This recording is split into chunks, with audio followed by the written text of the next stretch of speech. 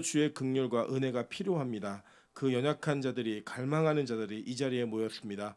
마음을 만지시고 고치시고 손대시는 그 은혜로 말미암아 우리가 주의 능력 아래에서 새롭게 변화되어지는 은혜를 맛볼 수 있도록 축복하여 주시옵소서. 함께 하실 것을 믿고 간구하며 예수 그리스도 이름으로 기도합니다. 아멘. 하나님 말씀 보도록 하겠습니다.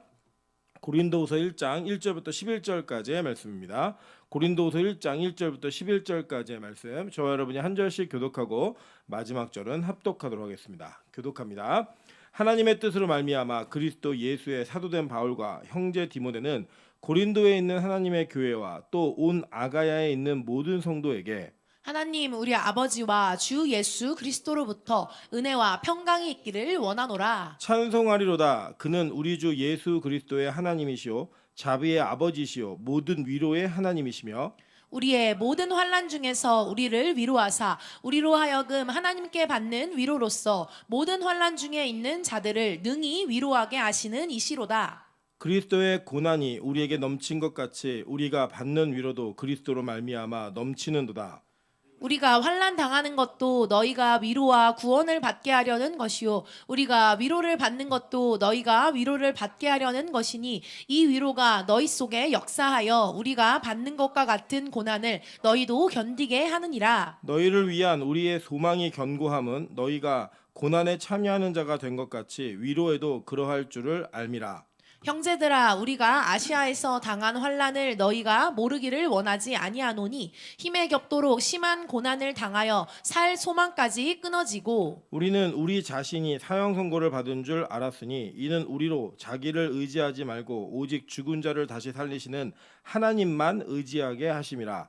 그가 이같이 큰 사망에서 우리를 건지셨고 또 건지실 것이며 이후에도 건지시기를 그에게 바라노라. 합독합니다. 너희도 우리를 위하여 간구함으로 도우라. 이는 우리가 많은 사람의 기도로 얻은 은사로 말미암아 많은 사람이 우리를 위하여 감사하게 하려 함이라. 아멘. 네, 우리 주변에 있는 분들에게 이렇게 한번 인사하도록 하겠습니다. 당신 때문에 외롭지 않은 밤입니다. 네, 앞뒤로도 보고 인사하겠습니다. 당신 때문에 하나님이 우왕청심원을 두셨습니다. 네, 뭐 다른 게 아니고요. 그냥 우리가 예배한다는 것 자체가 하나님 정말 놀라실 일입니다. 물론 하나님의 계획과 뜻 가운데 있지만 하나님의 그 뜻과 계획 속에서 예배자가 된다라고 하는 것은 저는 가장 큰 축복이라고 생각합니다. 그 축복이 끊어지지 않는 우리 빛과 소금 되시기를 주님의 이름으로 축원합니다. 네, 오늘은 고린도후서 1장 1절부터 11절까지의 말씀을 가지고 연애 편지라는 제목으로 하나님 말씀 증거하도록 하겠습니다. 예전에 우리 어르신들, 저보다 이제 나이 많으신 분들 세대에 그 사랑을 서로 나누는 방법 중에 하나가 편지였어요. 손편지. 되게 좋은 것 같아요. 뭐 지금은 이제 거의 문자로 사귀고 문자로 헤어지는 이런 세대가 되어가지고 뭐 문자로 뭐 오늘부터 1일 보낸 다음에 이제 오늘부터 끝 이렇게 보내기도 하면서 이제 문자로 이별을 고하는 아주 그 낭만이 없는 그런 세대가 된 것 같아요. 근데 이제 우리 권사님들 장로님들 세대에는 편지로다가 마음을 전하는 일이 많았고 이 편지를 써서 주는 것 자체가 굉장히 거기에 큰 의미를 부여하는 그런 일들이 있었습니다. 뭐 마찬가지로 성경 전체가 하나님께서 우리에게 쓰신 편지입니다. 그리고 그 편지 속에서 특별히 오늘은 우리가 고린도후서를 보기 원하는데 이 고린도후서가 우리 그 사도행전의 순서하고 좀 맞잖아요. 그래서 실제로 이 고린도후서라는 제목은 프로스 코린티우스라고 얘기하는데 고린도에게라는 거예요. 그래서 전서는 알파라고 얘기합니다. 알파. 그리고 알파 다음에 혹시 뭔지 아세요? 네, 베타예요. 베타. 그래서 이 고린도후서는 프로스 코린티우스 베타예요. 두 번째 책 이렇게 보시면 됩니다. 그래서 두 번째로 쓴 편지인데 실제로는 이 두 번째로 쓴 편지는 아닙니다. 이제 살펴보겠지만 이 저자는 바울이에요. 일단 우리가 읽은 1장 1절에도 얘기했고 10장 1절에도 이렇게 동일하게 이야기합니다. 한번 볼까요? 고린도후서 10장 1절 한번 보겠습니다. 네, 고린도서 10장 1절. 네, 읽겠습니다. 시작. 너희를 대면하여 유순하고 떠나 있으면 너희에 대하여 담대한 나 바울은 이제 그리스도의 온유와 관용으로 친히 너희를 권하고. 이렇게 얘기해요. 그죠? 그러니까 바울이 썼다라고 하는 것이 이 전체 내용 속에서 분명히 드러납니다. 이 고린도 후서는 고린도 전서를 쓰고 난 다음에 이 전서와 후서 사이에 이 간격이 한 6개월 정도로 보는 게 일반적 학자들의 이 의견이에요. 그건 뭐 좀 틀리지 않다고 생각합니다. 내용에 좀 보면은. 그래서 실제로 쓰여진 시기는 55년이나 56년쯤에 쓰여졌을 것이다. 여기서 말하는 건 이제 AD예요. AD. 그러니까 주님 오시고 난 이후에 55, 56년 이때쯤에 아마 쓰여졌다라고 학자들이 거의 일치를 보고 있습니다. 이 고린도 교회에게 쓴 편지에 대한 내용을 바울은 고린도 교회만 읽게 하지 않았고 이 고린도 교회와 함께 이 그 지역에 있는 교회들이 돌려보게 이 편지를 썼습니다. 그래서 오늘 1절 보시면은 하나님의 뜻으로 말미암아 그리스도 예수의 사도된 바울과 형제 디모데는 고린도에 있는 하나님의 교회와 또 온 아가야에 있는 모든 성도에게라고 얘기해요. 그죠? 이 아가야가 어디냐면 이 뭐 지금 아시다시피 그리스 이쪽 지역이에요. 그래서 여러분 그냥 아가야와 고린도를 어떻게 이해하시면 되냐면 아가야는 도라고 보시면 돼요. 도. 그러니까 아가야라는 도의 고린도 시가 이제 수도입니다. 여기가 행정 수도예요. 그래서 이 고린도는 무역이나 뭐 문화 이런 것들이 엄청나게 발달돼 있었고 교육과 종교가 심하게 발달된 도시였습니다. 아시는 것처럼 우리가 이제 바닷가 쪽으로 가면 이 종교 색깔이 굉장히 강한 거 아시죠? 이유가 뭐냐면 이제 자연이라고 하는 거대한 힘 앞에 인간의 나약함을 느끼고 뭐 용왕제라든지 뭐 그 바다의 용왕에게 뭘 빌어가지고 이 자연에 대한 어떤 다스림을 부탁하는 의뢰하는 일들이 종교적 행위가 굉장히 많잖아요. 그 이제 바닷가에 많았던 것처럼 이 고린도라는 도시에는 12개의 신전이 있었고 그 아프로디테라고 하는 사랑의 여신, 이 사랑의 여신 아시죠? 아프로디테. 이 여신이 그 여신을 섬기는 신전이 고린도의 가장 크고 높은 위치에 있었습니다. 제가 사도행전 때도 말씀드렸지만 여기에 무려 여사제가 1000명 정도가 있었다라고 기록합니다. 그래서 이 도시는 굉장히 음란함이 아주 일상적이었고 우상 숭배와 뭐 여러 가지 잡다한 철학들, 잡다한 신들에 대한 이런 어떤 바램들이나 소원들 이런 내용들 인간의 욕구와 욕망을 채워주는 이런 도시 문화가 아주 그냥 자리 잡고 있었던 곳이에요. 그러니까 제가 볼 때 그 지금 현재 우리나라나 뭐 한국에 있는 대부분의 도시들이 이런 고린도 같은 분위기가 아닌가라는 생각이 듭니다. 아까도 이제 이런저런 얘기하다가 뭐 머리 크다 작다 뭐 이런 얘기가 나왔는데 청년들끼리 밥을 먹다가 전 세계에서 머리 크기 갖고 놀리고 뭐 자랑하는 나라 우리나라밖에 없습니다. 예, 뭐 몇 등신이다 뭐 이거 얘기하는 게 진짜 우리나라밖에 그거 얘기 안 하거든요. 그래서 우리는 그게 뭐 비율이 좋아야 좋다, 뭐 크면은 뭐 바보 같다, 뭐 이런 얘기도 많이 하고 막 얘기하는데 이 외모에 막 집중돼 있는 세대, 뭐 우리나라 좀 아주 심각하죠. 거기에다가 자산에 대한, 그러니까 돈에 대한 집착이 많은 세대, 그 세대들이 많이 살고 있는 곳이 바로 이 한국 세대, 한국에 있는 사람들이고 또 고린도교도 아마 그런 분위기였을 거예요. 아마 너무 발달돼 있으니까 문명이나 어떤 특정한 자신들의 지식과 그런 문화에 집착하는 내용들이 많이 보였을 것 같아요. 여러분 그런 가운데서 이 바울이 고린도에서 복음을 어떻게 전했죠? 뭘로 전했죠? 복음을?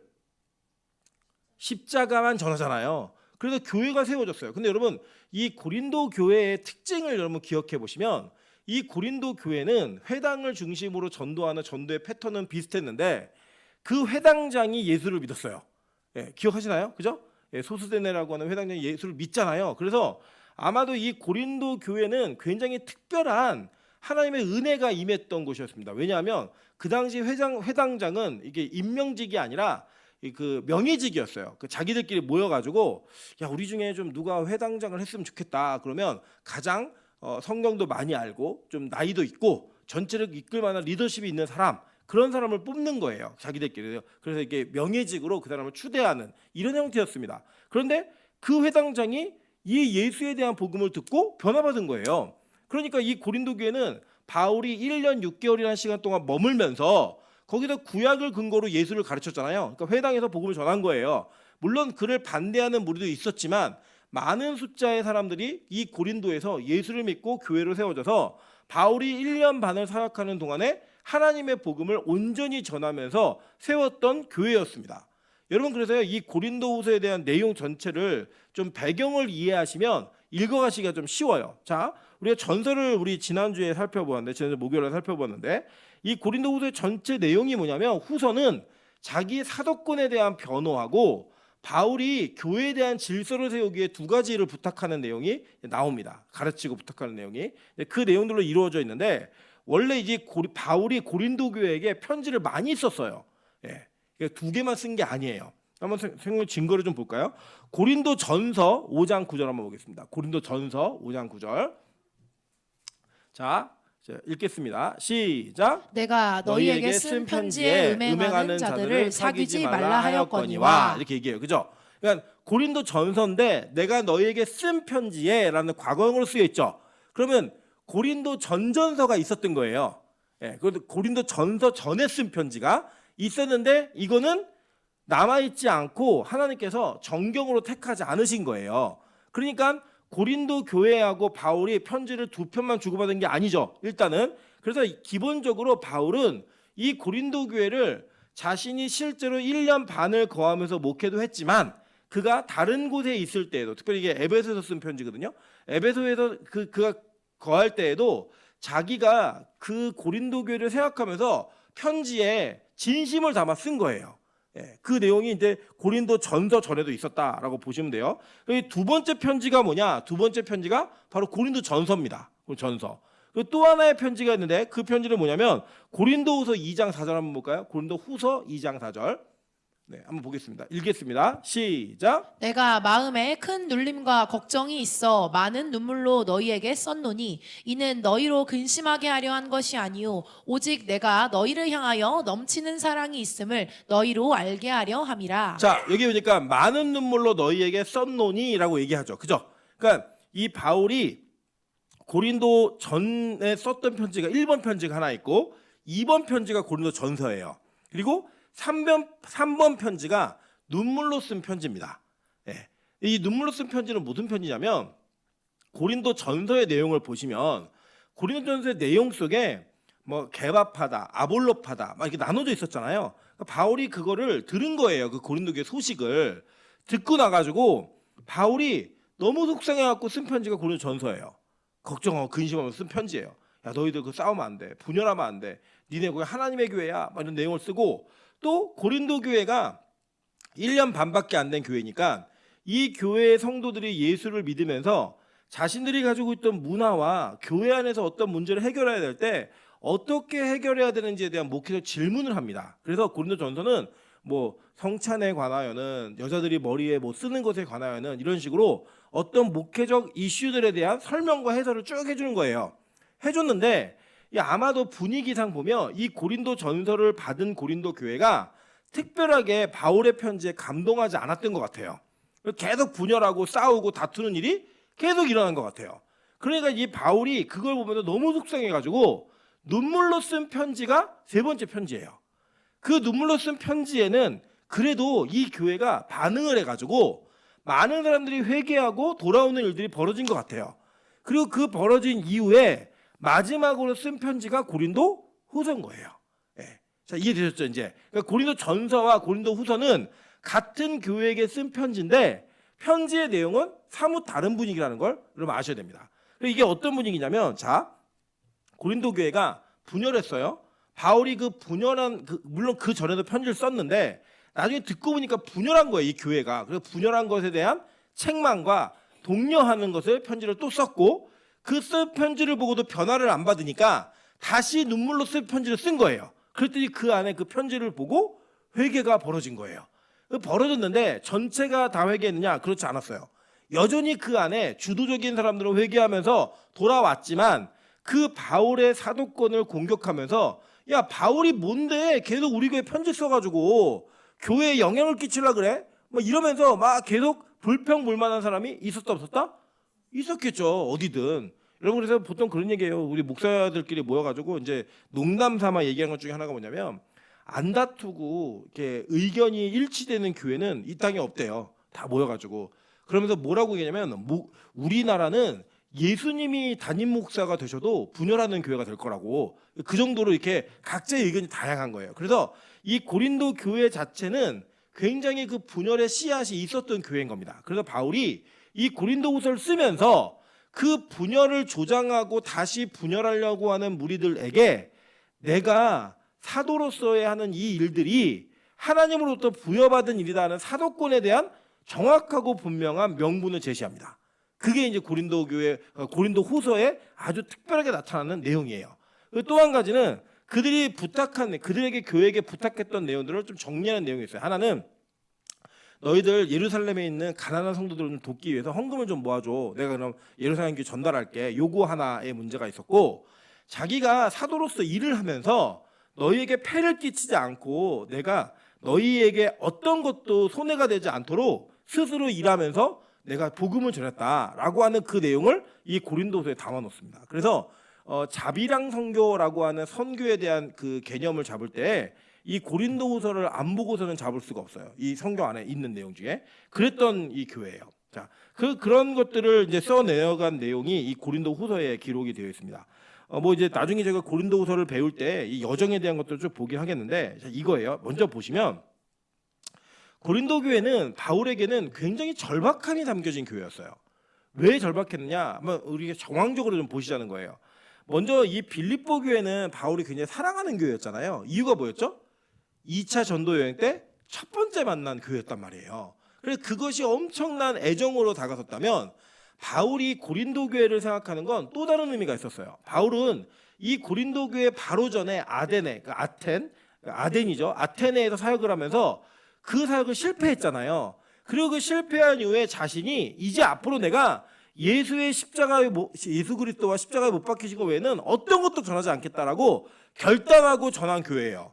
그러니까 이 바울에게는 이게 옳다라는 확신은 있었지만 그 확신이 교회적인 열매를 맺는 데 있어서는 신경이 쓰여질까요? 안 쓰여질까요?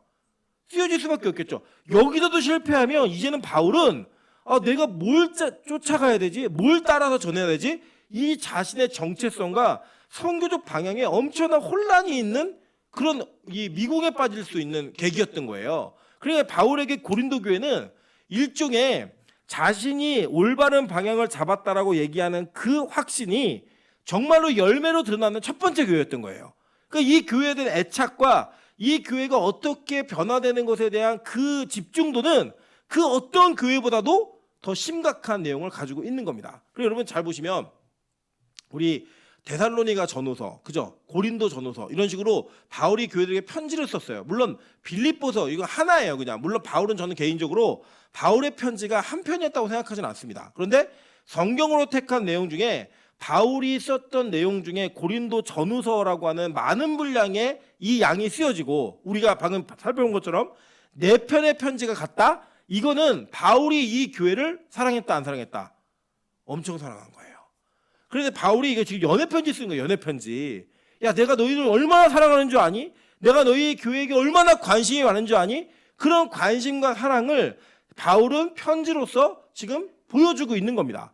그 내용들이 기록되어 있는 게 고린도 전후서다라고 보시면 틀리지 않습니다. 그래서 이 내용들을 기초로 해서 바울이 이 교회에게 권면하는 거예요. 그래서 이 바울이 고린도 교회를 목회하면서 고린도 교회가 가지고 있었던 몇 가지 특징이 좀 있었어요. 어떤 특징이 있었냐면 고린도 교회는 일단 하나님께서 많은 은사를 부어주신 교회였습니다.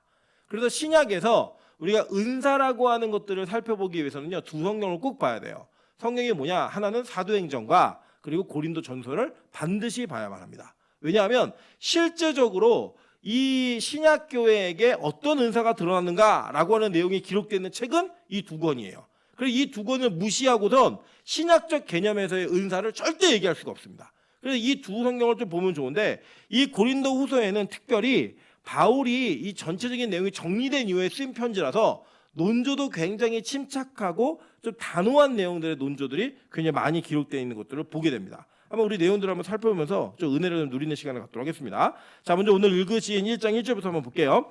자, 하나님의 뜻으로 말미암아 그리스도 예수의 사도된 바울과 형제 디모데는 고린도에 있는 하나님의 교회와 또 온 아가야에 있는 모든 성도에게라고 얘기합니다. 자, 그러니까 이제 바울이 복음을 전했는데 이 복음을 전한 교회에게 뭐라고 얘기하면, 야, 너희는 무슨 교회다?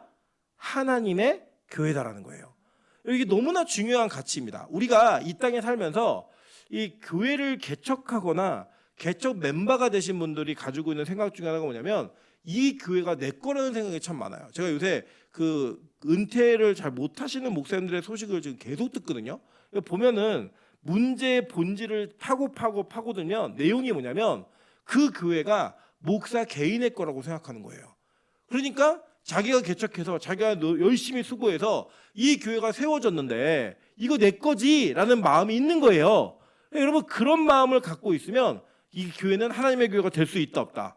없다라는 거예요. 마찬가지입니다. 교회도 보면요, 뭐 이 개척 멤버들 또 오래되신 멤버들이 가지고 있는 그 마음의 프라이드, 저는 그건 이게 부정적인 면만 있다고 생각하진 않아요. 긍정적으로도 내가 이 교회의 주인이고 이 교회를 잘 섬겨야겠다라고 하는 그 마음은 저는 박수 받아야 마땅하다고 생각합니다. 그런데 만약에 이 교회는 내 거야, 내 마음대로 할 수 있어, 내가 원하는 대로 해야 돼라는 마음으로 그게 이어진다? 여러분 그 마음을 버리셔야 합니다. 이 교회는요, 하나님의 교회, 하나님의 교회. 누가 서든 누가 목회를 하든 간에 전체 이 땅에 존재하는 모든 교회는 다 하나님의 교회입니다. 이걸 잃으면 안 되는 거예요. 바울이 이걸 강조한다는 것 자체가 굉장히 자존심 상하는 일입니다. 여러분 잘 보시면 공부 잘하는 아이에게 야 공부 열심히 해라 이런 얘기 안 합니다. 그죠? 공부를 안 하거나 못하는 아이에게 야 공부 열심히 해라 라고 얘기를 합니다. 그러니까 이 하나님의 교회라는 이야기를 교회가 듣는다는 건 어떤 자존심이 상해야 되냐면 우리가 얼마나 이 교회를 내 교회처럼 주장했으면 바울의 편지를 통해 하나님께서 그거 네 교회 아니고 하나님의 교회야 이 얘기 하시는 거예요. 여러분 그래서 빛과 소금 교회를 필두로 하여 대한민국에 있는 모든 교회는 다 하나님의 교회예요. 그걸 잊으시면 안 된다는 거예요. 그러면서 바울은 하나님의 교회인 고린도 교회에게만 쓴 게 아니라 하나님의 교회인 온 아가야에 있는 모든 성도에게 이 편지를 공개했어요.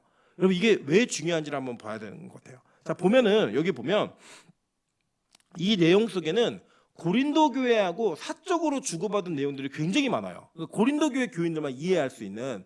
그런데 바울은 이 고린도 교회가 아가야라고 하는 전체 그러니까 지금의 도에 이게 모범이 되기를 원했던 것 같아요. 이 케이스가. 그래서 너희들 이거 다 읽으라는 거예요. 예를 들면 우리 교회가 회의 시간에 뭐 저기 승순이 권사님이 무슨 의견을 냈는지 김학준 선생님이 무슨 의견을 냈는지 이거를 여기 세상교회나 영복교회에 공개할 필요가 있다 없다? 없어요. 사실 우리 교회 이야기잖아요. 우리 교회 이야기. 임철 목사가 회의 시간에 무슨 의견을 냈다 이런 거를 우리가 영복교회에 굳이 알릴 필요는 없어요. 그런데 바울은 이 고린도 후서가 전체적으로 이 아가야 지역에 있는 모든 성도들에게 읽혀지기를 원했던 거예요. 그러면서 하나님의 교회는 어떤지를 얘기해 주는데 이 고린도 교회가 문제가 있는 교회였어요? 없는 교회였어요? 있는 교회였죠. 근데 그 있음의 문제가 해결됐다 안 됐다? 지금 고린도 후서에 제가 아까 말씀드렸잖아요. 웬만한 문제가 다 어떻게 된 거예요? 그러니까 1차, 2차, 3차 편지를 통해서 해결이 됐다 안 됐다? 됐다. 해결이 되고 나니까 이 교회를 소개할 만하다, 소개 못한다? 할 만한 거예요. 예를 들어서 우리 혜영 집사가 막 담배를 꼴초여가지고 하루에 막 3부로치 피우고 이런 사람이었어요. 근데 이 사람이 이걸 끊었다. 그럼 우리가 이걸 자신 있게 얘기할 수 있다 없다? 있잖아요. 아직도 못 끊고 있다. 얘기 못하는 거죠. 근데 이게 정리가 된 사람의 이야기는 우리가 간증으로 얘기할 수 있죠. 예전에 무당이었던 사람이 예수를 믿고 나면 간증 집회를 우리가 막 은혜를 받잖아요. 왜 은혜를 받죠? 그가 변했으니까. 여전히 무당이면 교회에서 간증할 수 있어요 없어요? 못하는 거예요. 그러니까 바울은 이 고린도 교회를 온 아가야 지역에 있는 모든 교회들에게 이 간증을 하고 싶었던 거예요. 야 문제가 있어도 이 교회는 문제를 해결한 교회야. 여러분 저는 우리 빛과 소금 교회의 모든 성도들이 해결받은 간증이 있는 은혜가 있는 사람들이기를 소망합니다. 자랑할 만한 하나님께서 야 빛과 소금 교회 걔 저기 뭐야 주한이 좀 봐봐. 맨날 예배 땡땡이 치고 막 예배도 잘 안 드리고 막 이랬던 애인데 변화받아갖고 예배 목 쓴 거는 사람이 되었어. 야 거기 김민정 간사 봐봐. 바리새인이었는데 지금은 그런 사람이 없어. 모든 죄인을 다 품을 수 있는 사람이야. 이게 되면 하나님이 얼마나 자랑하고 싶으시겠어요. 저는 우리 빛과 소금 교회가 하나님이 자랑할 수 있는 교회가 되고 자랑하고 싶은 교회가 되기를 소망합니다. 제가 이제 목회하면서 잘 경험하는 것 중에 하나가 뭐냐면 우리 특히 부모님 중에 어머니들이 자식에 대한 자랑이 딱 뭐가 생기잖아요. 그러면 그걸 말하고 싶어서 뭐 어떻게 할 줄을 몰라 하세요. 대화에 전혀 상관없는 흐름 속에서 그 얘기가 뚝 튀어나와요. 그냥 전혀 뭐 예를 들면 지금 밥 먹는 얘기하고 있는데 막 자식이 1등 했다 그러면 요새 시험이 어려운데 하나님 은혜로 우리 애가 1등을 했어요. 그러면서 그때부터 우와 그래요? 그러면 그때부터 어떻게 1등을 했는지 그 얘기를 막 계속 얘기해요. 우리 듣고 싶다 안 듣고 싶다? 별로 안 듣고 싶어요. 막 아들내미가 막 뚱뚱했는데 살이 다 빠졌어요. 얘기하고 싶다 안 하고 싶다? 막 얘기하고 싶어요. 근데 그 얘기 듣는 뚱뚱이들은 뭐예요? 마음이 속상하죠. 그런데 그만 얘기하고 싶은 게 막 이게 우리 인간의 본연의 모습이라고요.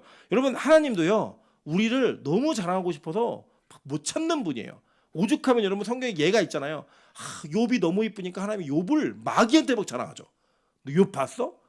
그런 애 없어. 그랬더니 그것 때문에 욥이 온갖 고난과 고초를 다 당하는데도 하나님은요 그게 좋으신 거예요. 여러분 저는요 우리 하나님께서 우리 빛과 소금의 모든 성도들, 특별히 우리 교회에 있는 한 사람 한 사람의 예배자를 하나님 자랑할 수 있는 은혜가 있기를 소망합니다. 제가 요새 옛날에는 명수 형제 막 미워가지고 막 그랬거든요. 근데 요새는 막 자랑하고 싶어갖고 우리 교회 반주자가 어떤 사람인 줄 아냐고, 이렇게 변하는 사람이라고 막 얘기하는 일을 제가 주저하지 않습니다. 제가 개인적으로는 교회 안에서 어떤 특정한 사람을 칭찬하고 이런 걸 잘 못해요, 사실. 여러분 아시지만. 근데 제가 밖에 나가면요 우리 빛과 소금 교회 교인들 다 자랑하고 다닙니다. 그 자랑에 여러분 개개인의 간증과 좀 변화된 모습들 그 자체가 저에게는 얼마나 큰 기쁨인지 몰라요. 그러면 얘기하고 다니는 게 좀 기쁨이에요, 진짜. 우리 교회 뭐 미나원 같은 전도사 없다, 막 얘기하면서 뭐 자랑하고 뭘 자랑하는지 못하는 건 얘기 안 해요, 막. 자랑은 계속 하는 거예요, 자랑만. 오늘도 우리 미나원 전도사가 밥 주걱을 갖고 주걱을 떨어뜨렸어요. 그러더니 보통 떨어뜨리면 여자들 웬만하면 씻잖아요. 우리 미나원 전도사 물티슈로 그걸 닦은 거예요. 그 밥을 풀려고 할 때 민정하다가 으아 막 해가지고 다시 또 닦고 오는 막 이런 은혜가 있어요. 우리 민정사 밥은 못해요. 그러나 하나님께서 주시는 은혜 속에서 교회 사역은 얼마나 잘하고 성실한지 몰라요. 그런 거 자랑하고 싶은 거예요. 그런 자랑. 저는 하나님이 우리 빛과 소금 교회를 막 자랑하고 싶어서 못 견디시는 그런 교회가 되길 소망해요. 여러분 문제가 없어서가 아니고요. 있었는데 해결받은 게 더 큰 자랑이라니까요. 우리 옆 사람에게 이렇게 한번 자랑하겠습니다. 내가 앞으로 큰 자랑 될 거라고.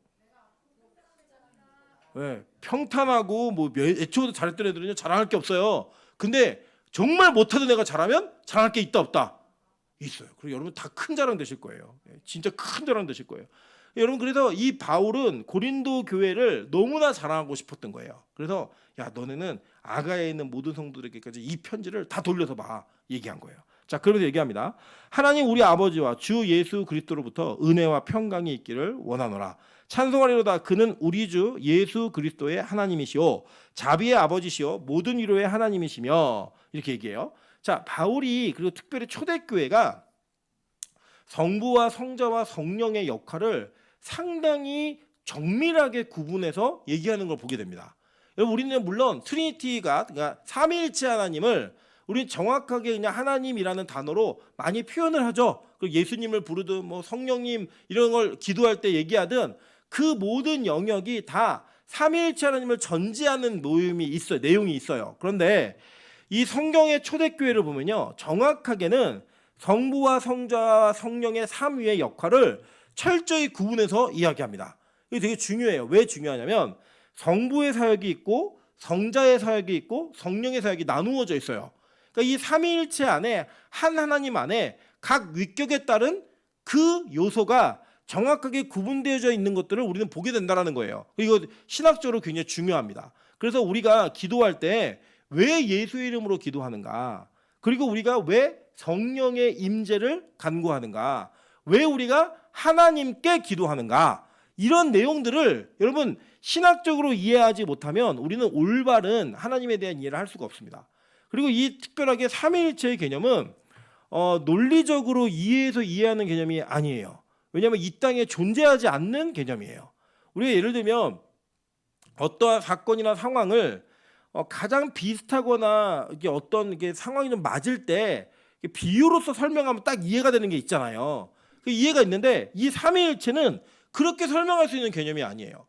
그래서 예전에 저의 그 유초동부 교사였던 분께서 이 삼위일체 개념을 어떻게 설명해 줬냐면 아버지가 있는데 아버지가 회사 가면 과장님이야. 그 집에 오면 아빠고 할머니 집 가면 아들이다. 그래서 이 아빠인데 아빠는 한 사람인데 여기 가면 이것도 하고 저기 가면 이것도 이렇게 되는 거야. 이렇게 설명해 주셨어요. 그때는 제가 그렇구나라고 이해했는데 이 이단이에요 이게 이렇게 가르치면. 그리고 예를 들면 뭐 이 삼위일체를 물로 설명하시는 분도 많대요. 얼으면 얼음이고 녹으면은 액체니까 그냥 물이고 또 끓이면은 기체가 된다 이렇게 설명해서 삼위일체 하나님을 이렇게 설명하시는 분도 있는데요. 이것도 이단이에요. 제가 왜 이단이라고 말하냐면 이러한 식의 설명을 했던 모든 설명이 교회 공회에서 이단으로 다 정죄받은 거예요. 그러니까 삼위일체라고 하는 개념은 삼위는 다 독립적이에요. 각각이 독립적이에요. 근데 이 독립적인 삼위가 일체 하나의 몸을 이룬다는 거예요. 이게 삼위일체라는 개념입니다. 그래서 삼위일체 개념은 그냥 이렇게 정확히 표현하면 셋이 하나고 하나가 셋이다예요. 이해되셨죠? 이해가 됐나요? 그냥 외우시는 거예요. 그냥 이거는 믿음으로 그냥 받아들이는 거지. 아, 이해가 됐다? 그러면 이거는 신학계에 어마어마한 역할을 할 수 있습니다. 예전에 우리 혜영 집사가 이거 이해한다고 하고 제가 물어봤어요. 나도 가르쳐달라고. 자기 317을 이해했대요. 그래서 가르쳐달라고 내가 얘기했는데 이거는 이해하는 개념이 아니에요. 무슨 개념이다? 믿는 개념이에요. 믿는 개념인데 성경 안에서는 이 삼위일체의 개념 속에서 각 위격이 일하는 그 사역을 정확하게 설명해 줍니다. 오늘 한번 볼게요. 자, 우리 아버지 하나님 우리 아버지와 주 예수 그리스도로부터 은혜와 평강이 있기를 원하노라. 찬송하리로다. 그는 우리 주 예수 그리스도의 하나님이시요. 그러니까 하나님과 예수님을 분리했죠. 그죠? 분리하잖아요. 네. 그러니까 하나님은 우리 아버지시고 그리고 예수 그리스도의 아버지시기도 하다라고 얘기하는 거예요. 그런 다음에 자비의 아버지시요 모든 위로의 하나님이시며 우리의 모든 환난 중에서 우리를 위로하사 우리로 하여금 하나님께 받은 위로로서 모든 환난 중에 있는 자들을 능히 위로하게 하시는 이시로다라고 얘기하면서 교회가 삼위일체 하나님의 교회라는 거예요. 그러니까 성부와 성자와 성령이 일하시는 교회가 진짜 교회라고 얘기하는 겁니다. 여러분 가끔씩 이 삼위일체 개념을 말로는 깨뜨리지 않았는데 깨뜨리는 사람들이 있어요. 교회 구조 속에서. 예를 들면 뭐 성령님, 하나님 이런 개념 전혀 없이 예수님만 가르치는 거예요. 예수님만. 그 예수님만 독립적으로 특별한 신인 것처럼 얘기하면 돼요, 안 돼요? 안 되는 거예요. 여러분 우리가 왜 예수가 강조돼야 되냐면 예수를 통해 우리를 하나님께 구원하기 때문입니다. 이해되세요? 그러니까 예수를 통해 구원하시는 거예요. 그래서 그 예수가 구원받을 자들에게 중요한 것이지 그 예수 독립적으로만은 절대 온전한 하나님으로 존재할 수는 없어요. 이해되세요? 사역적으로. 자, 마찬가지예요. 교회가 어떤 분들이 계시면 특히 우리 교단에 이런 분들이 많이 계신데 성령의 사역이 끝났다는 거예요. 이제 성령의 사역이. 그래서 이제는 교회에는 성령의 사역이 종료되었고 이거는 초대교회 때만 특별히 있었던 일이라는 거예요. 이거 맞아요? 틀려요? 틀려요, 여러분. 이거는요. 성경에 일어난 사건은 지금 우리 교회에도 일어날 수 있다 없다? 있어요. 다만 무분별한 은사주의가 잘못된 거예요. 여러분 성령의 역할은요. 성령은 우리로 하여금 예수를 믿게 만드는 하나님이신 겁니다. 그죠? 그러니까 성령의 사역은 반드시 누가 드러나야 돼요? 예수가 드러나야 되는 거예요. 그리고 우리는 그 예수를 통해 누구에게 가는 거예요? 아버지께로 가는 거예요. 이 구조가 정확하게 나눠져 있다고요. 그래서 막 귀신 쫓고 막 병 고치고 이런 일을 하는데 거기에 예수가 등장하지 않고 예수가 드러나지 않는다? 그 귀신 역사예요. 제가 왜 이렇게 단언하고 얘기할 수 있냐면 여러분 그런 기적과 이적은 꼭 교회에만 일어나는 일은 아니에요. 그런 이적과 기적은 타 종교에도 있다 없다? 있어요. 제가 예전에 그 옛날에 막 가짜 진짜 맞추는 프로그램이 있었어요. 그 TV에 나와갖고 이 사람이 진짜 의사인가 아닌가 맞추고 뭐 진짜 무당인가 아닌가 맞추는 게 있었는데 거기에 나온 무당이 뭐라고 얘기를 하냐면 자기가 절에 가서 이렇게 그 절에 앉아갖고 기둥에 기대갖고 이렇게 가만히 있는데 말벌 하나가 날라오더니 말벌이 자기의 무릎에 앉아갖고 인사를 하더래요. 말벌이. 그 인사를 하고 말벌이 말을 걸었대요. 자기에게. 그래갖고 자기에게 그때부터 신기가 임해갖고 무당이 됐다 이런 얘기를 해요. 여러분 그게 우리는 에이 그런 일이 어디 있겠어 라고 얘기할 수 있겠지만 어떤 사람은 그 경험을 하고 자기 인생 전체를 접신하며 사는 인생으로 헌신한 거예요. 헌신한다는 것도 이상한가? 그 자기 인생을 거기 던져버린 거예요. 그냥 믿으니까 실제 있는 일이니까. 여러분 저는 그 기적이 가짜라고 생각하지 않습니다. 왜냐 악한 마귀도 능력이 있다 없다? 있어요. 그래서 여러분 모든 능력과 기적이 성령의 목적으로 여기시면 여러분 되게 심각한 문제에 빠질 수 있습니다. 이 기독교에 이런 분들 되게 많아요. 병만 나으면 하나님의 교회고 능력 있는 교회고 건강한 교회라고 얘기하는 분들 계세요. 아니에요 여러분. 그렇지 않아요. 그 교회가 어떤 사람의 병을 고쳤는데 그 병 고친 이후에 그가 온전히 예수 그리스도에게 종속되지 못하게 만들면 그 교회는 건강한 교회 아닙니다. 은사가 많은 교회가 여러분 건강한 교회일까요? 아니에요 여러분. 그 은사가 많은 은사로 목회자 어떤 특정한 은사자들의 이름이 높여지고 그 사람이 그 공동체에서 아주 특별한 사람이 되어버리잖아요. 예수님보다 더 그 공동체 잘못된 공동체예요. 마찬가지예요. 여러분 교회 안에도요. 헌신하고 희생하는 여러분의 수고가 여러분 예수 그리스도의 영광을 드러내지 않고 내가 집중받기 원하잖아요. 잘못된 겁니다. 그거. 여러분 교회는 누가 주인이에요? 하나님의 주인이시고 이 교회는 누구의 교회라고요? 하나님의 교회예요. 그래서 이 교회적 개념과 교회적 이해는 하나님께서 모든 어떤 일이건 간에 그 사역적으로 나누어서 있다는 걸 여러분 정확히 이해하셔야 돼요. 나중에 기회가 닿으면 제가 이거에 대해서 좀 자세하게 설명하겠습니다. 제가 예전에 저희 스승님 중에 한 분이 그 시험을 쓸 때 하나님이란 단어를 쓰면은 감점을 하셨어요. 신학교 교수님인데 그럼 어떻게 써야 되냐? 내가 쓰는 단어 속에 이게 성부 하나님인지 이게 성자 예수님인지 성령 하나님인지를 정확히 구분해서 써야 되고요. 그 동일하게 이 모든 분들의 삼위일체를 얘기하면 삼위일체 하나님이라고 써야만 돼요. 그래야지 점수를 주는 분이 계셨어요. 저는 그게 너무 좋은 교육 방법이었어요. 저에게는. 제가 그거를 쭉 읽어내면서 아 이렇게 해서 구분짓는 게 맞다라고 이해했고 그걸 이해하니까 이 믿는 것들에 대한 설명이 조금은 가능해지더라고요. 완벽하게는 아니어도 그런 일들이 여러분 우리에게 필요합니다. 어쨌든 간에 그렇게 이 바울은 고린도 교회에게 예수와 하나님을 정확히 설명했어요. 그런 다음에 그래서 보니까 그 우리의 모든 환난 중에 우리 위로하사 우리로 하여금 하나님께 받은 위로로서 모든 환난 중에 있는 자들을 능히 위로하게 하시는 이시로다라고 얘기해요. 여러분 이제 우리도 뭐가 있냐면 누군가가 아유 너 힘든 거 다 알아라고 얘기하면 어떤 특정한 사람에게는 화가 나고요. 어떤 특정한 사람에게는 그 위로가 굉장히 큰 위로가 되기도 합니다. 예를 들면 이런 거예요. 막 이렇게 정말 나는 조금 먹고 싶은데 많이 먹는 사람도 있거든요. 못 참아가지고 막 먹어갖고 살쪄서 너무 괴로운데 우리 혜영 집사가 내가 너 힘든 거 다 알아 이게 얘기하면 어떤 일이 벌어질까요? 숟가락 던지고 막 머리 잡고 싸우겠죠. 네가 뭘 알아 이러면서 그죠? 근데 임철 목사가 너 힘든 거 다 알아라고 얘기하면 막 눈물 날 거예요 진짜. 나는 안 먹고 싶은데 계속 먹고 많이 먹고 이런 것 때문에 제가 그 조금 영향력 있는 것 중에 하나가 뭐냐면 암 환자들에게 좀 영향력이 있습니다. 제가 암 경력이 있잖아요. 그러니까 이제 암 걸린 사람에게 가서 위로를 하면 그 암 걸린 사람들이 갖고 있는 마음의 공포심이나 그 사람들이 가지고 있는 어려운 마음들이 저는 좀 무슨 마음인지 이해는 돼요. 이해는. 그리고 또 그분들도 제가 그 경험이 있는 걸 알면 굉장히 공감을 합니다. 제가 아유 많이 힘드시죠? 저도 암 환자였습니다라고 얘기하면 되게 공감하시면서 그에 대한 위로를 되게 많이 받으세요. 여러분이 때로는 지금 겪는 어려움과 고통이 있으시잖아요. 그 어려움과 고통은 나중에 하나님께서 여러분을 통해 누군가를 위로하고자 하는 계획이 담겨져 있는 거예요. 네. 내가 막 노처녀가 돼갖고 오랜 시간 동안 좋은 남자를 만나서 결혼한다. 그러면 그 기다리는 시간은 너무 힘들었지만 나중에 누군가 그것을 기다리고 있는 사람에게 큰 위로가 될 수 있다 없다? 있는 거죠. 예. 저는 예를 들면 이런 것 같아요. 우리 교회에 예를 들어 시각장애인이 왔다? 그럼 다른 사람이 가서 말 걸 필요 없어요. 그냥 우리 명수 집사가 가서 손 한번 잡아주고 저도 시각장애인입니다. 근데 제가 교회에서 반주라고 섬기고 있고 이러이러한 뭐 예쁘다고 얘기하면 거짓말이니까 어쨌든 뭐 아내도 만나고 아기도 이렇게 키우고 잘 있습니다라고 얘기하면 그분에게 위로가 될까 안 될까요? 되죠. 그러니까 우리는 그 사람을 불쌍하게 볼 수 있지만 이 동병상련이라 그러죠. 같은 아픔을 겪은 사람들은 이 아픔이 어떤 힘이 될 수 있는지를 보여줄 수 있는 능력이 돼요. 여러분 혹시 지금 고난 가운데 계십니까? 어려운 문제가 있으십니까? 절대 낙심하지 마세요.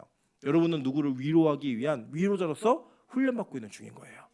그래서 헬리나 오웬이 책을 하나 썼잖아요. 상처 입은 치유자, 운디드 힐러라는 책을 썼는데 상처 입음이 누군가에게 치유를 해줄 수 있는 치유자의 역할을 할 수 있다는 거예요. 그래서 여러분 큰 빛이 혹시 있으시면 승호사님 찾아가세요. 얼마나 큰 위로가 되겠어요. 그 위로가 겪어온 인생에서 한마디 두 마디가 와 나를 공감할 수 있구나. 내 모든 걸 다 이해할 수 있구나. 이거 되죠. 왜 안 되겠어요. 여러분 인생에도 어려운 일이 있고 뭐 예를 들어 뭐 나는 엄마가 없이 컸다. 주 한 자매 만나면 돼요. 주에 만나고 내가 그걸 어떻게 극복했는지 어떻게 예수를 경험하게 되는지 이거 들으면 다 해결이 된다니까요. 남자 없이는 막 못 살 것 같은 사람들은 미난조사 찾아가세요. 그게 변화가 돼갖고 진짜 변화된 이후에 예수가 나의 신랑인 걸 알고 나니까 내가 이러이러한 변화와 선택이 가능하더라. 얘기해 줄 수 있다니까요. 여러분 우리는요. 우리가 가지고 있는 과거의 어떤 환난과 어려움들을 어려움으로만 생각하시면 안 돼요. 이거는 내 가장 큰 무기예요. 근데 이거 무기를 삼으시려면 그 문제가 해결돼야 되는 거예요. 그러니까 환난 중에 위로하시는 하나님을 만나야 환난 중에 있는 사람은 위로를 하죠. 하나님 나 너무 힘들어요. 얘기만 하지 마시고 하나님 이거 빨리 끝내고 나도 누군가를 세워주고 일으켜줄 수 있는 사람이 될 수 있게 도와달라고 기도하세요. 오늘 그 기도하는 거예요. 보세요. 5절 그리스도의 고난이 우리에게 넘친 것 같이 우리가 받는 위로도 그리스도로 말미암아 넘치는도다라고 얘기해요. 그러니까 여러분 고난 받은 것만큼 위로해 주신다는 거예요. 고난이 있는 것만큼 위로가 있다는 거예요. 그러니까 여러분 지금 너무 힘들다? 그러면 위로는 얼마나 한 거예요? 엄청 큰 거죠. 예. 그리고 이게 막 그 고난이 커지면 커질수록 감사하세요. 야 얼마나 큰 위로를 주시려고 이렇게 자꾸 고난을 키우시지? 이렇게 생각하면 이 모든 것들을 감내하기가 훨씬 쉬운 거예요. 훨씬 쉬운 거예요. 때로는 여러분 자신에 대한 답답함 때문에 막 괴롭고 힘들 때가 있으시죠. 그러니까 이게 결국 바울이 이런 얘기를 쓰는데 저는 이 마음속에 뭘 느끼냐면 바울이 고린도 교회를 생각하면서 어떤 이 마음의 갈등과 아픔이 있었는지가 여기 좀 보이는 거예요. 그러니까 이 모든 것들이 다 보이는 거예요. 내가 니네 때문에 진짜 힘들었고 막 환난도 많았고 눈물도 많이 흘렸는데 야 그것만큼 너희가 진짜 위로가 된다. 근데 이게 바뀌고 나니까 이게 얼마나 위로가 없구나 이 얘기하는 거예요. 그리고 여러분 좀 우리 인생에서 내 삶의 영역 속에 힘든 부분들에 더 투자를 많이 해보세요. 그 투자가 나중에는 반드시 대박으로 돌아올 줄 믿습니다. 그게 대박이 되면 누군가를 위로할 수 있는 자가 돼서 정말로 고난이 넘친 것 같이 위로도 넘치게 되는 은혜가 나타나는 거예요. 6절 볼게요. 우리가 환난 당하는 것도 너희가 위로와 구원을 받게 하려는 것이요 우리가 위로를 받은 것도 너희가 위로를 받게 하려는 것이니 이 위로가 너희 속에 역사하여 우리가 받는 것 같은 고난을 너희도 견디게 하느니라. 그죠? 얘기하는 거예요. 지금 제가 설명한 거 여기 있는 거예요. 자, 7절 다 같이 읽습니다. 시작. 너희를 위한 우리의 소망이 견고함은 너희가 고난에 참여하는 자가 된 것 같이 위로에도 그러할 줄을 알미라. 그죠? 지금 고난인 것 때문에 슬퍼하지 마. 고난 뒤에 뭐가 있다? 위로가 있다는 거예요. 계속 얘기하는 거예요. 그러니까 저는 바울이 참 게 그 얄미운 스승 같아요. 얄미운 스승. 보면은 바울은 자기가 만난 교회들에게 자기가 만난 제자들에게 맨날 하는 게 뭐냐? 고난 받으라는 거예요. 고난. 야, 내가 고난 받아봤는데 그 고난 뒤에 반드시 하나님이 채우신 영광이 있고 하나님이 회복하게 하시고 소망이 있게 하시고 다 이게 하나님 바꿔줬어 내 삶을. 그래서 니들도 고난 받아봐 진짜 좋아 이 얘기하는 거예요. 여러분 그래서 이 우리가 군대 갔다 온 남자들 다 군대 가야 된다고 얘기하잖아요. 가기 전에는 그렇게 슬퍼해요. 막 가면서 울고 막 그래요. 그런데 진짜로 이 하나님의 고난의 깊이와 그 참뜻이 무엇인지를 경험하게 되니까 고난 받으라고 얘기하는 거예요. 저는요 저희 어머니가 매일 예배드려야 돼 예배드려야 돼 예배드려야 살아 이렇게 맨날 얘기하시거든요. 제 어머니 일생을 보면 29살 때 이 은혜를 받고 진짜 매일 예배를 드렸어요. 매일 여러분 29이면 지금 누구예요? 화평이가 29인가? 화평이 나이 때 은혜 받아가지고 그때부터 자식 자녀 뭐 이런 거 돌보지 않고 그때부터 하나님이 잡아 돌리시는데 저희 어머니가 진짜 잠이 안 하신 분이거든요. 근데 하나님이 깨우시는데 새벽마다 깨우시는 거예요. 그냥 새벽마다 벌떡벌떡 강시 일어나듯이 막 벌떡벌떡 일어나가지고 맨날 가서 기도하게 하시고 뭐 문제 터져 기도하게 하시고 뭐 수련회 때문에 고등부 애들 막 은혜 받은 것 때문에 계속 기도하게 하시고 정말 저는 집에 들어가면 엄마가 항상 없었어요. 항상 우리 엄마가 집에 있는 날은 아프시거나 교회에 문제가 있는 날이에요. 그거 아니고서는 진짜 하루에 구역 예배를 12번 13번 들었다니까요. 그러면 집에 오면 막 전화를 돌려요. 이제 엄마가 없으니까 엄마를 찾아가려면 엄마 그 기도 특공대 같이 모여서 기도하시는 분들 구역원들 전화번호부가 있었거든요. 그럼 그런데 전화 돌리는 거예요. 그럼 통화 중인 집, 이 집이 예배드리냐고 전화기 내려놓은 거예요. 그 집 가는 거예요. 그 집 가는 거예요. 다. 애들이 막 그 집으로 다 몰려들면 그 집 그 식탁에는 애들이 먹을 수 있는 게 뭐 차려져 있어요. 가서 이제 막 먹어요. 엄마들은 다 예배드리고 있어요. 다. 막 예배드리고 그 기억에 또 생생해요. 생생. 그 기억 속에서 저희 어머니가 진짜 예배 지겹게 드리신 분이잖아요. 또 목회를 개척하시고 시작하시면서도 진짜 매일 예배를 들으시면서 뭐 혼자 운행도 하시고 뭐 부엌도 하시고 찬양인도도 하고 설교도 하고 혼자 다 하셨거든요. 초반에 4명부터 시작하신 거니까 그렇게 모이면서 예배 드리면서 그걸 갔을 때 참 그 길이 참 쉽지 않았겠다 이 생각이 참 많이 들어요. 제가 요새 그래도 저는 하나님이 많이 대우해 주셔가지고 저는 그래도 이렇게 목요일 날도 지금 몇 명이에요? 우리 둘, 넷, 여섯, 여덟, 아홉, 10명, 자꾸 10명. 10명 모여 예배드리잖아요. 예. 그 개척한 거에 비하면 얼마나 은혜예요, 은혜. 예. 그렇게 모여서 예배드리고 함께 기도하고 함께 그렇게 동고동락하면서 자라왔던 그 시간들 그게 이제 5년, 6년, 7년 막 쌓여가면서 저에게도 뭐가 생기냐면 제가 얘기해요. 목회하는 친구들 만날 때마다 야 매일 예배 드려봐. 매일 예배 드리면 하나의 은혜가 있어. 목회가 행복해라고 얘기하면 다 보고 다 저보고 미쳤대요. 예. 근데 저는요 이 매일 예배를 드리는 교회에 건강함이 뭔지를 경험하고 나니까 너무 좋은 거예요. 아까도 우리 용통이가 저한테 그러더라고요. 자기가 매일 예배 스케줄이 있으니까 사람을 만나기가 힘들대요. 그게 대해서 제 마음에 얼마나 좀 이렇게 어려움이 있겠어. 저도 우리 성도들의 마음 가운데 그래서 그러는 거예요. 막 이나은전 선생님도 이해하겠고 막 다 이해하겠다는 거예요. 우리 김민현 집사는 자기 결혼하면 이 교회 있으면 결혼 못 하겠대요. 언제 만나냐 언제. 그런 얘기 들으면 저도 속상하죠. 그런데 제가 경험했던 그 경험을 보니까 저희 어머니네 교회에서 매일 예배 때문에 시집 못 간 사람은 없어요. 다 가더라고요. 어떻게든 하나님이 보내주시고 만나게 하시고 찾고 그리고 뭐 전혀 아닌 것 같았는데 막 결혼하고 막 이러면서 다 짝을 찾아가더라고요. 그런 걸 보면서 제 안에 확신이 드는 거예요. 확신이 그래 이거 가야지. 계속 가야지. 저희 어머니는 계속 가라는 거예요. 계속 이 길을.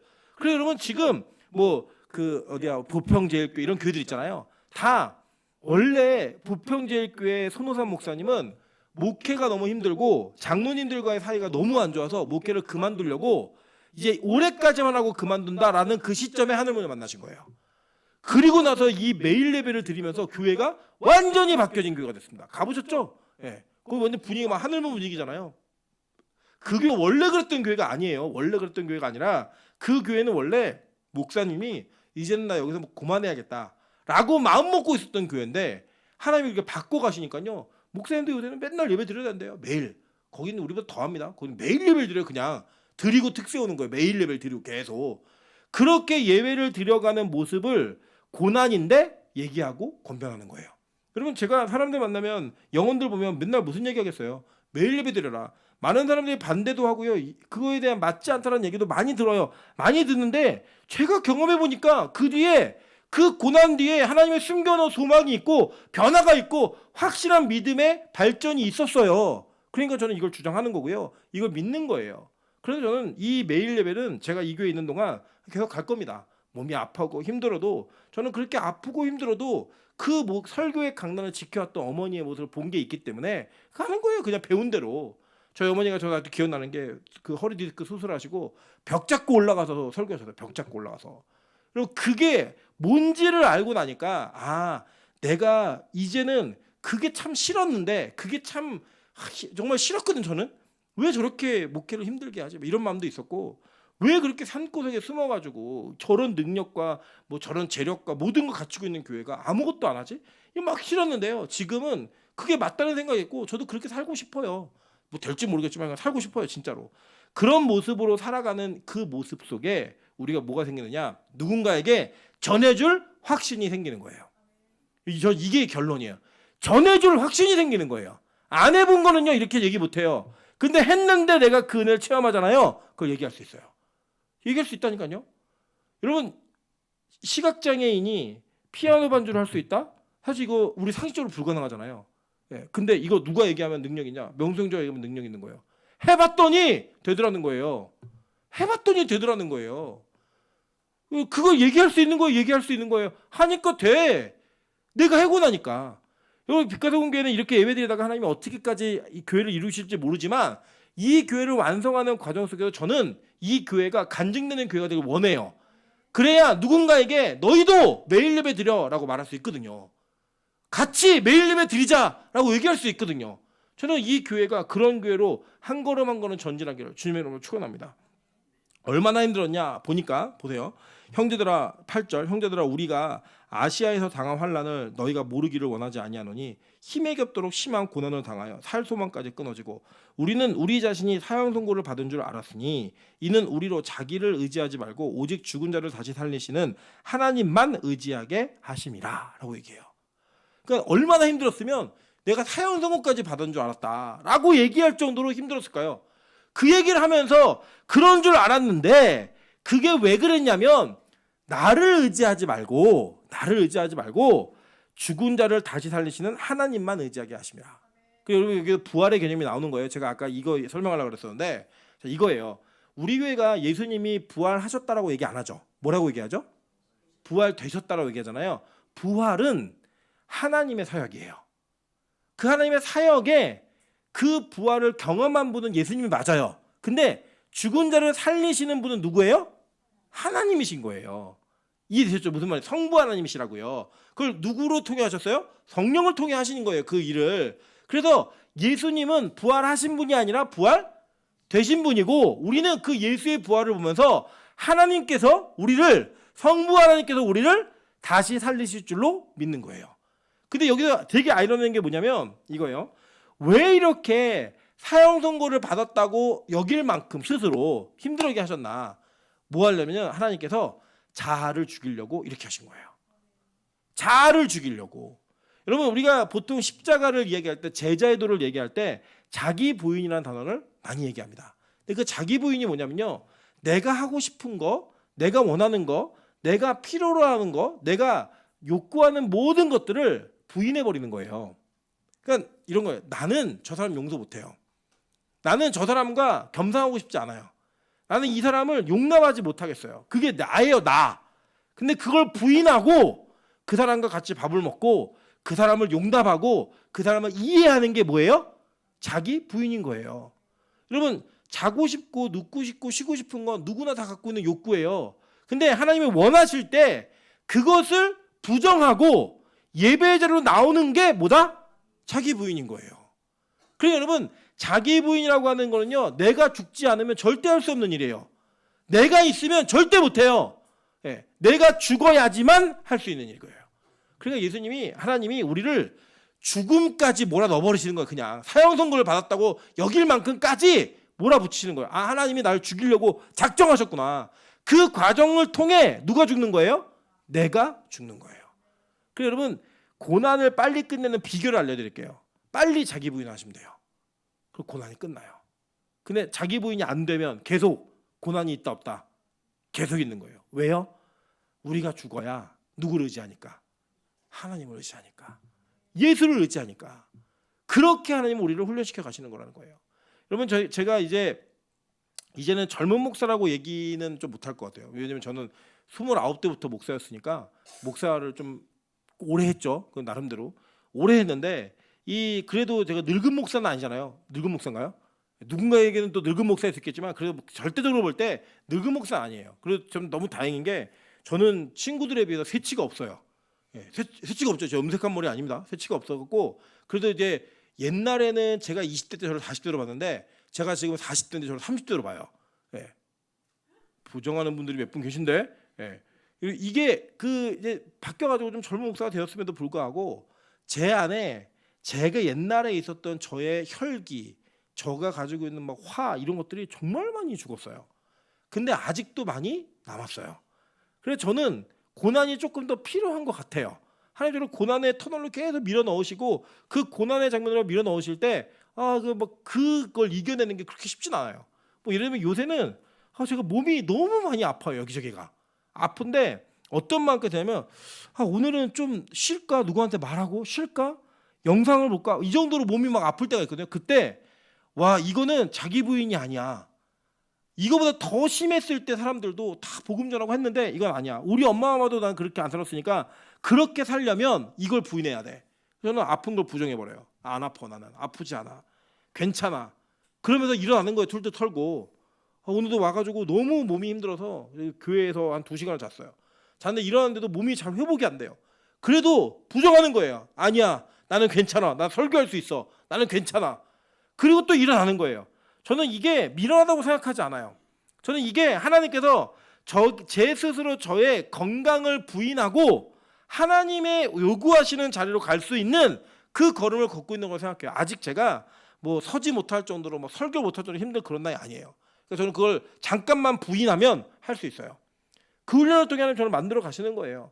여러분, 저는 우리 빛과 소금 교회가 지금은 자기 부인을 배우는 시기라고 생각합니다. 교회적으로 볼 때, 여러분 스스로를 볼 때도 자기 부인을 하고 있는 시기예요. 그걸 부정하셔야지만 우리가 누구를 의지할 수 있다? 하나님만 의지할 수 있다는 거예요. 보세요, 여기 뭐라고 얘기했나? 9절에 하나님만 의지하게 하심이라. 하나님만, 오로지 하나님만. 요 근래에 우리 배상기 집사님이 좀 많이 상태가 안 좋으세요. 현대의학으로는 원인이 불분명하고 해결하는 게 정말 이게 쉽지 않은 과정인 것 같아요.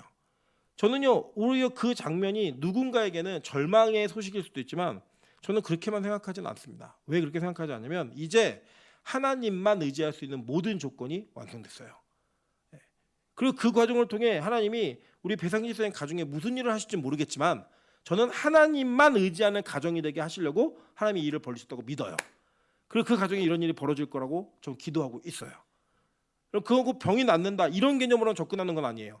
하나님만 의지하게 하시고 그 하나님만 의지하는 과정을 통해 그 고난의 소망이 무엇인지를 발견하실 거라고 저는 진짜 믿고 있어요. 여러분 그것을 위해 같이 기도하셨으면 좋겠습니다. 여러분의 개인의 삶을 놓고도 동일하게 그렇게 기도하셔야 되는 거예요. 왜냐? 그 뒤에 읽고 있는 마무리할게요. 10절 그가 이같이 큰 사망에서 우리를 건지셨고 또 건지실 것이며 이후에도 건지시기를 그에게 바라노라. 너희도 우리를 위하여 간구함으로 도우라. 이는 우리가 많은 사람의 기도로 얻은 은사로 말미암아 많은 사람이 우리를 위하여 감사하게 하려 함이라. 아멘. 저는 그 고난 뒤에 감사가 있다고 믿습니다. 여러분의 고난 뒤에 감사가 터져 나올 수 있는 고백될 수 있는 은혜가 있다고 저는 믿습니다. 여러분 그 감사를 꼭 경험하시는 저 여러분 되시기를 주님의 이름으로 축원합니다. 하나님의 연애 편지가 우리에게 쓰여질 때 하나님 주 사랑이 나를 숨쉬게 하고 주 사랑이 나가 갈 수 없는 곳을 가게 하고 내가 견딜 수 없는 것을 견디게 하는 그 은혜를 하나님 경험할 수 있게 좀 도와주십시오. 그래서 정말로 하나님만 의지하는 그래서 하나님과 교회와의 온전한 연애 관계가 완성되어지는 그 은혜가 있게 도와달라고 우리 찬양으로 기도하며 나아가도록 하겠습니다.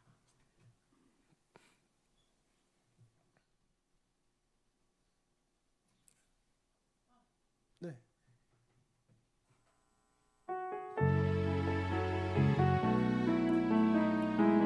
주 사랑이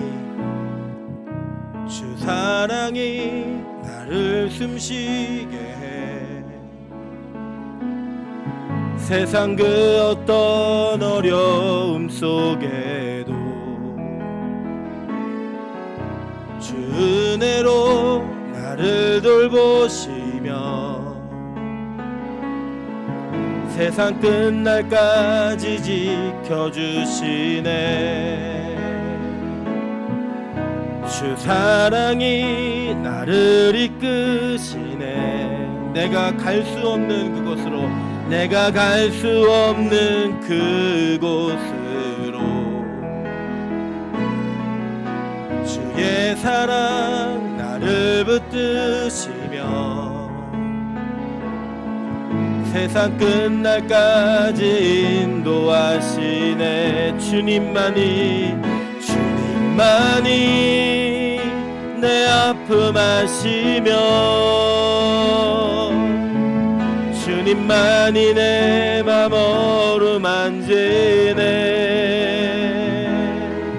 어느 누구도 나를 향하신 주님의 사랑을 끊을 수 없네.